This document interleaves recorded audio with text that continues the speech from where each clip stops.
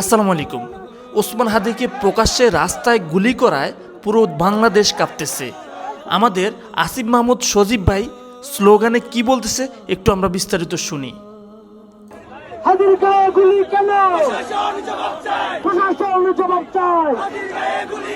হাদির গায়ে গুলি কেন? প্রশাসন জবাব চায়। এই লাগছে গুলি হাদির গায়ে, আমরা আছি লাখো ভয়।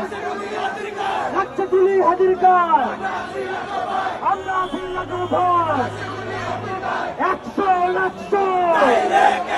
এই আমাদের 100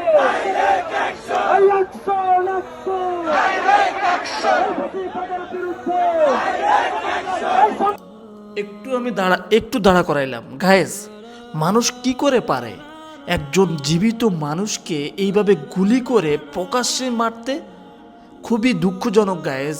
আপনারা যারা আসলে হাদি ভাইয়ের জন্য দোয়া করবেন, সে যেন খুব দ্রুতই সুস্থ হয়ে যায়। আমরা দোয়া করি যেন খুব সুস্থ হয়ে যায়। আমরা একটু দেখি বিস্তারিত শেষ পর্যন্ত।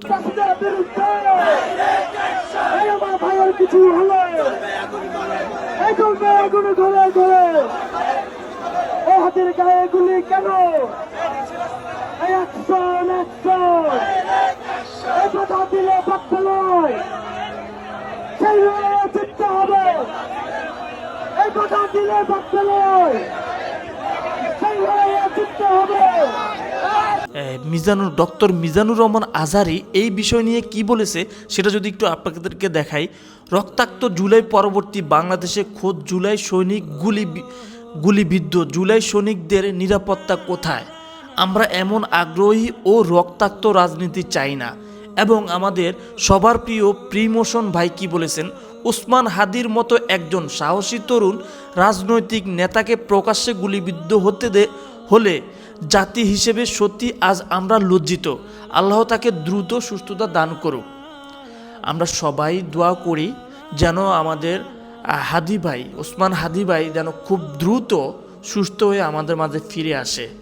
আপনারা যারা হাদি ভাইয়ের জন্য দোয়া চান, অবশ্যই হাদি ভাইয়ের জন্য দোয়া করবেন, সে যেন খুব দ্রুত সুস্থ হয়ে আমাদের মাঝে ফিরে আসে। গাইজ, এই ভিডিওটা শেয়ার করবেন, একটা করে লাইক দিবেন এবং হাদি ভাইয়ের যত আপডেট আমি এই চ্যানেলের মাধ্যমে দিব, আপনারা সবাই ভিডিওটা শেয়ার করবেন। ধন্যবাদ।